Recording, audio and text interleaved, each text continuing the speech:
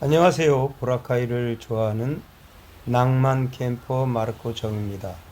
오늘도 보라카이의 일상을 잠시 전해드리도록 하겠습니다. 보라카이에서는 크게 나눠 관광객들이 있고요. 또 현지에서 가이드, 그 다음에 레스토랑, 종업원, 또 여러 가지 업체의 액티비티를 또 진행하는 업체의 종업원, 그런 현지인들이 있고요. 또 관광객이 있고, 또 현지인이지만 리조트나 식당이나 여러 가지 사업체를 운영하시면서 좀 부자인 분들이 있겠죠. 그래서 세 가지 부류의 사람들이 서로 협력하고 도와가며 상생하고 있는 것이 바로 보라카이인 듯합니다. 자, 그럼 이제 보라카이에서 현지인처럼 살아가는 그런 방법에 대해서 한번 의논해 보도록 하겠습니다.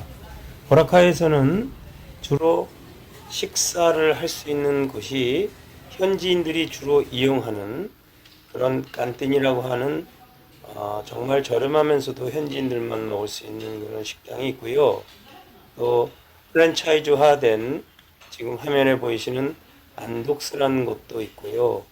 그 다음에 망에나샬, 그 다음에 졸리비, 이런 프랜차이즈는 큰 돈을 쓰지 않아도 한 끼 식사를 배불리 할 수 있으며, 또한 현지인들이 즐겨 먹는 곳이다 보니 필리핀에서 거주하고 있는, 보라카이 섬에 거주하고 있는 현지인들이 주로 많이 이용하고 있습니다. 그럼 한 끼 식사를 하는 비용은 얼마나 들을까요? 제가 직접 경험해 본 바에 의하면 둘이서 안독스에 가서 충분하게 이것저것 시켜 먹어도 500페소 이상을 넘은 적이 없던 것 같습니다. 물론 음료수까지 포함해서의 금액입니다. 둘이서 500페소면 한국 돈으로 봤을 때 12,000원에서 뭐 13,000원 정도 그런 금액이겠죠.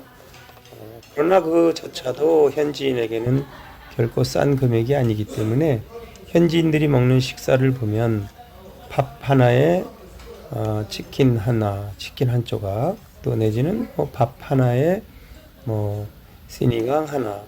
현지인들은 그렇게 밥 하나에 반찬 하나를 시켜 먹고요. 저희들이 먹을 때는 밥 하나에 반찬이 세 가지 정도는 추가로 먹을 수 있는 금액이라고 보면 되겠습니다. 이렇게 밥 하나에 반찬 두세 가지 정도를 먹으면 맛있게 먹을 수 있고요. 예, 특히 필리핀 소스가 참 맛있더라고요. 제 입맛에는 딱 맞습니다.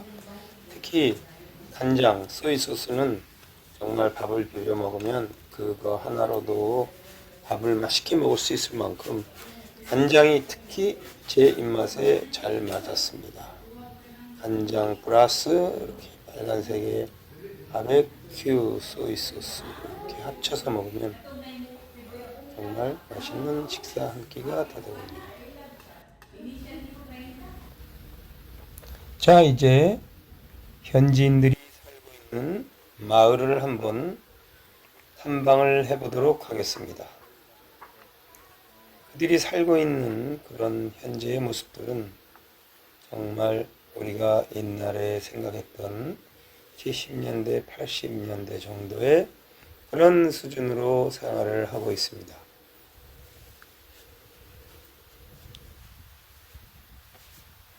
관광객들이나 이런 현지의 부자들이 사는 그런 곳들하고는 이 섬 안에서도 확연히 차이가 나는데요. 정말 신기한 것은 그런 모든 사람들이 어울려서 한 섬에서 이렇게 살아도 서로 다툼이 있거나 불편함이 없다는 것이 저로서는 참 신기했습니다.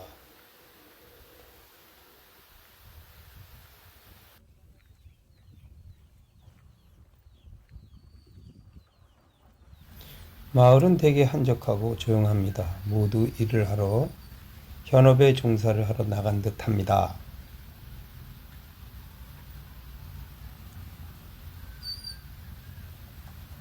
이렇게 마을 이곳저곳을 돌아보는 것이 저는 어떤 여행의 한 묘미라 생각합니다.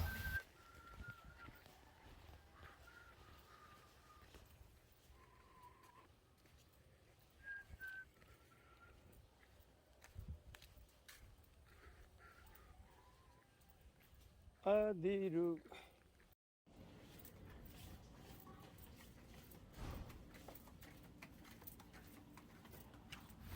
이렇게 좁은 골목 하나를 사이에 두고 이 길의 끝에는 너무나 아름다운 바다가 있는 그런 리조트들이 줄비하고요. 그 반대편은 현지인들이 살아가는 그런 생활의 현장이기도 했습니다.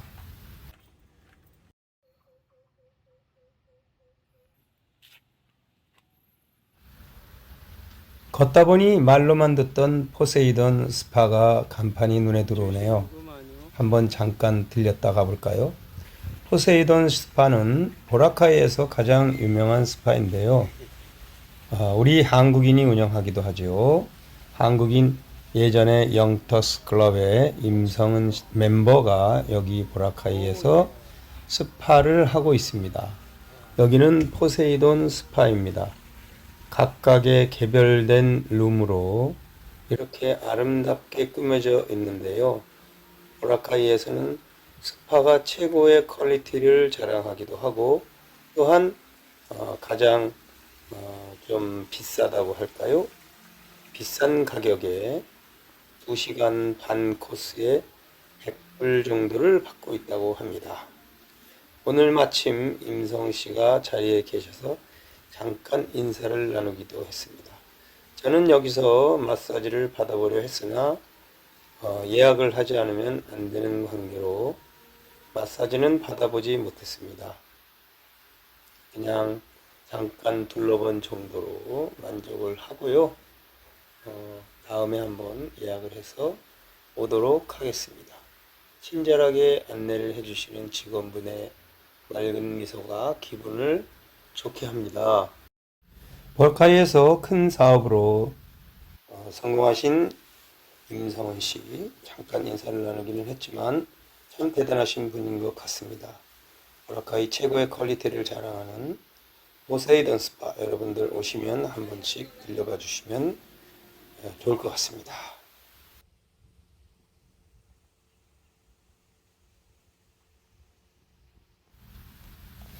보라카이는 이렇게 숨은 곳에 좋은 곳이 많이 있습니다.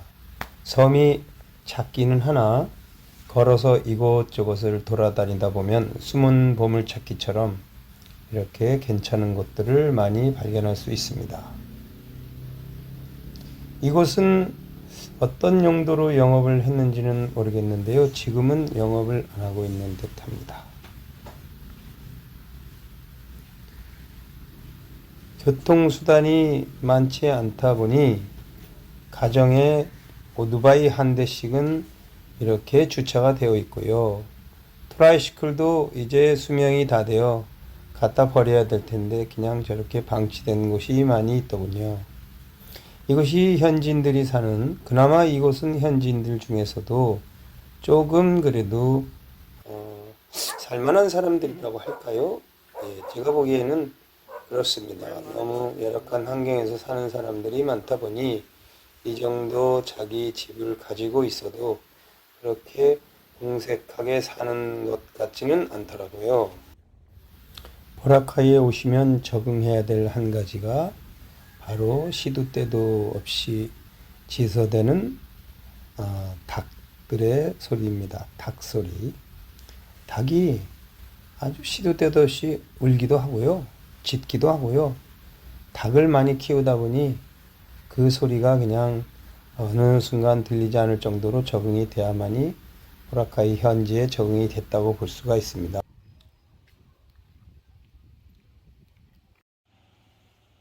제가 지금 걷고 있는 이 길은 볼라복 비치 쪽입니다. 우리가 흔히 알고 있는 화이트 비치 반대편이죠. 섬에 비치가 두 군데가 있는데 화이트 비치와 볼라복 비치가 있습니다. 화이트 비치 쪽에서는 모래가 되게 곱고 진주처럼 갈아 놓은 것처럼 흰 모래이지만 볼라복 비치 쪽은 강원도 우리 그런 모래처럼 비슷한 유형의 모래들로 형성되어 있습니다. 하이트 비치 쪽에서 바라보는 바다도 좋지만 볼라복 비치 쪽에서 바라보는 바다도 이렇게 아름답습니다. 여기는 이 길로 쭉 올라가면 보라카이를 한눈에 볼 수 있는 전망대가 나옵니다. 전망대 위에 올라가서 보라카이 섬을 한번 본 적이 있는데 지금은 아마 코로나 때문에 아직 폐쇄되어 있는 듯 했습니다. 아이고, 길가에 저렇게 조그만 고양이가 어디를 가는지 너무 귀여워서 한번 담아봤습니다.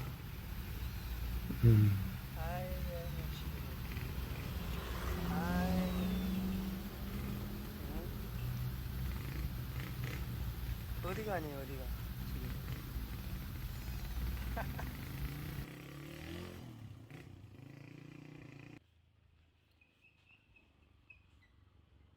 어디 가세요? 자, 그럼 보라카이에서 한 달 살기 비용이 어느 정도나 들까요? 대략적으로 비행기 티켓이나 뭐 이런 것들은 별도로 하고요. 일단 숙박 비용이 제가 묵고 있는 곳이 하루에 1,000페소짜리입니다. 방 하나에 키친 하나 해서 방이 2개이고요. 하루에 1,000페소씩 해서 한 달에 3만 페소 정도. 그러면 한 달이면 한 70만 원 정도 되겠습니다. 그리고 하루에 먹는 비용은 1,000페소 정도면은 저는 충분히 먹었습니다. 그닥 좋은 곳에서 비싼 음식을 먹지 않아도 여기서는 맛있게 먹을 수 있는 음식들이 다양하다 보니 1,000페소 정도로 하루에 충분히 가능했습니다. 그리고 교통비는 하루에 100페소 정도가 들었고요. 교통비도 여러 가지 형태의 트라이시클을 택시처럼 이용할 수 있는데 합승을 하게 되면 한 번 타는데 15페소 정도 들었고요. 전혀 문제가 없이 왔다 갔다 할 수 있었습니다.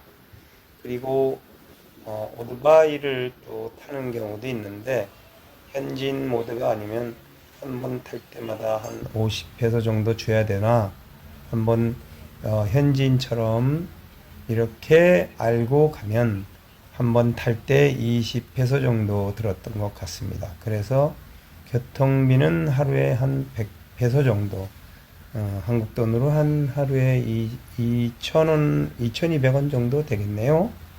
한 달이면 그것도 3,000페소, 한 7만원 정도의 비용이 들었고, 대충 따져보면 숙박비 70만원에 그 다음에 식비가 들어서 그것도 3만 페소니까 그것도 한 70만원 정도, 그럼 140만원 정도가 숙박비용과 식비로 들어갔고, 나머지는 교통비 이것저것 다 포함하면 200만원 정도의 비용이 들어갔던 걸로 생각이 됩니다. 보라카이 비치는 참 이렇게 아름답습니다.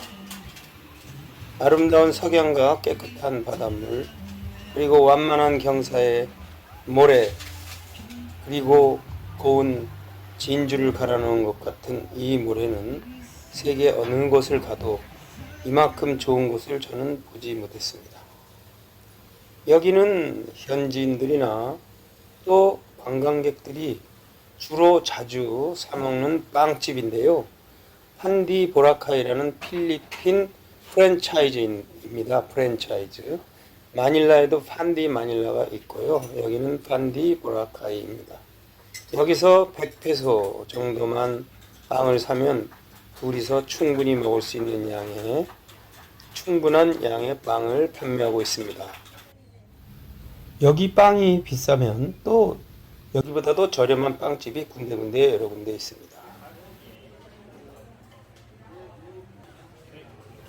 오늘은 관광객들이 주로 찾고 있는 클럽 요리하는 곳을 소개 한번 해드리도록 하겠습니다. D몰 근처에 있는 점보클럽이라는 곳인데요. 여기는 현지 인한국 사장님이 운영하는 곳이기도 합니다. 보라카이에는 웬만한 업소들은 한국인들이 많이 하고 있어서 그닥 어렵지 않게 음식을 주문하고 음식을 골라서 먹을 수 있습니다. 제가 권하는 코스는요, 세트 메뉴인데요. 이렇게 클럽 하나에 또 현지 음식 불랄로와 그 다음에 베지타블, 이름이 모닝글로리라는 베지타블을 세트로 해서 라이스까지 해서 이렇게 3,500페소인가 3,600페소 정도의 세트 메뉴로 팔고 있습니다. 이렇게 직원들이 친절하게 모두 쉽게 먹을 수 있도록 정리를 이렇게 해주기 때문에 간편하게 이렇게 장갑 끼고 비닐 장갑 끼고 그렇게 먹기만 하면 되기 때문에 번거롭게 시푸드 마켓에 가서 흥정하고 이런 수고를 덜을 수 있습니다. 그리고 가격도 제가 볼 때는 3,500페소면 둘이서 충분히 먹을 수 있기 때문에 가격도 가성비가 되게 좋습니다. 여러분들 꼭 한번 들려서 식사를 한번 해보시길 바랍니다. 점보클럽입니다. 점보클럽.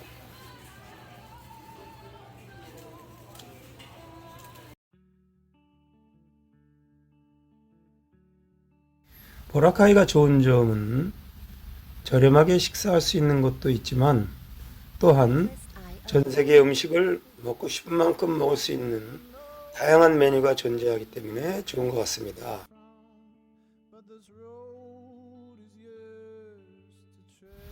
보라카이의 매력은 또 한 가지가 있습니다. 그것은 당연히 아름다운 해변이죠. 아름다운 해변의 모래사장 화이트 비치는 전 세계인들에게 매력을 선사할 만한 그런 충분한 아름다움을 간직하고 있습니다.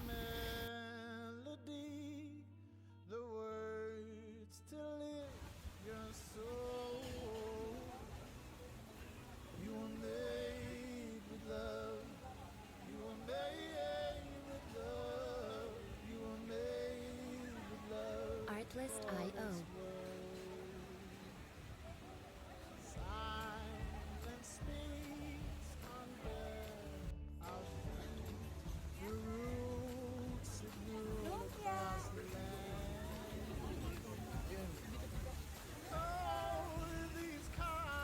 Music licensing reimagined.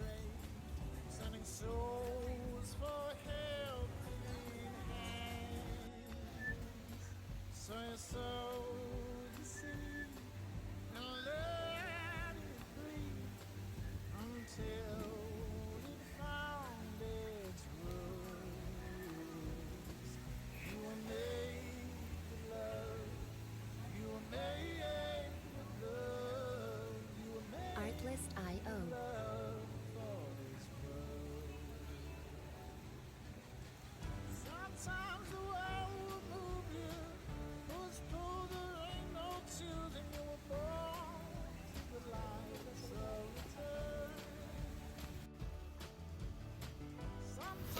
오늘은 보라카이에서 한 달 살기를 하는 그런 입장에서의 보라카이 현지를 소개해 드렸습니다. 보라카이에서는 한 달, 두 달, 세 달도 짧습니다. 늘 언제나 돌아갈 때는 아쉬움을 뒤로 한 채 돌아가는 것이 보라카이인 것 같습니다. 여러분, 오늘도 저의 영상을 시청해 주셔서 대단히 감사합니다. 다음에 또 보라카이 새로운 영상으로 소개해 드리며 다음에 다시 또 만나겠습니다. 감사합니다.